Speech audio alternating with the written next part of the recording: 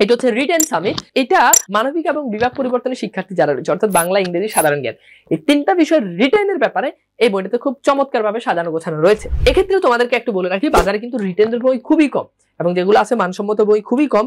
এই জায়গাটাতে আমরা দেখেছি যে খুব চমৎকার ভাবে কিন্তু আমাদের যে রিটেনের ব্যাপারটা সেটা কিন্তু সাজানো হয়েছে, এবং একটা বই কিনলে তোমার কিন্তু মানবিক এবং বিভাগ পরিবর্তন তোমাদের সবার কিন্তু মোটামুটি কভার হয়ে যাচ্ছে।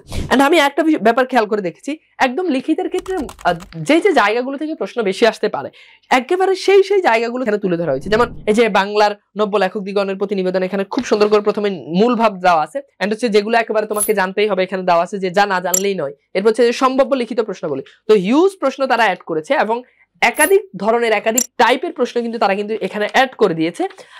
আমার মনে হয় যে এই টাইপগুলোর বাইরে থেকে লিখিত প্রশ্ন আসার কোনো সম্ভাবনা নেই। সেই সাথে প্রিভিয়াস লিখিততে যে যে ধরনের প্রশ্নগুলো এসেছে সেগুলো এখানে খুব সুন্দরভাবে চমৎকারভাবে সাজানো আছে।